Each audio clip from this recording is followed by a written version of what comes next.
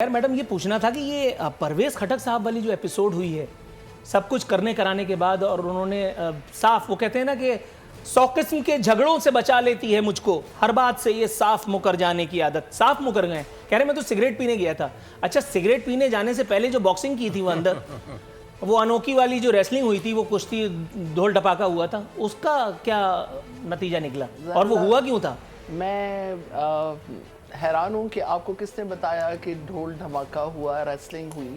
بات اتنی نہیں ہوئی جس کا آپ نے بتنگڑ بنا دیا اور حیران ہوں میں آپ لوگوں کی بات کی بتنگڑ کے اوپر بھی. بالکل جی وہاں پہ ہم موجود تھے.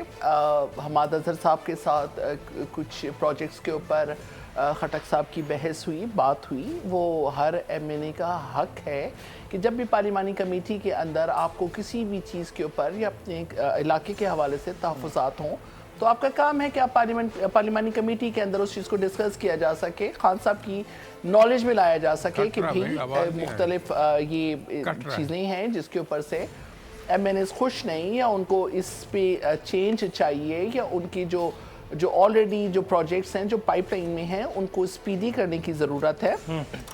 یہ بات ضرور ہوئی ہے.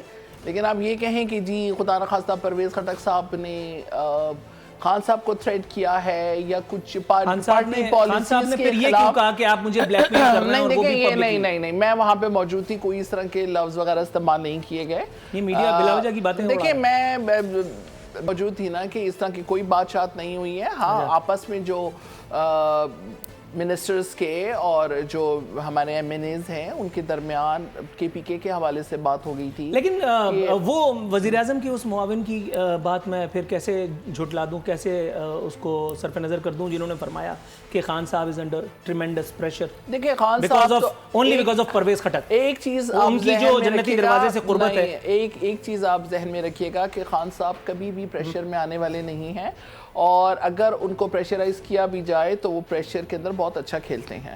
تو خان صاحب میرا نہیں خیال کہ خان صاحب پریشر میں ہیں, بالکل پریشر میں نہیں ہیں. اس وقت وہ جب اسمبلی میں بیٹھے ہوئے تھے ہم سب ان کے پاس گئے, ان سے ہم نے گپ شپ کی, ان سے بات چات کی.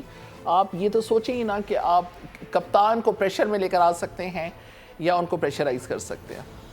صاف گویا وہ شعر آپ پر بھی صادق آ گیا. 100 قسم کے جھگڑوں سے آپ نے بچا لیا اپنے آپ کو اور صاف مکر جانے کی عادت بھی رہی.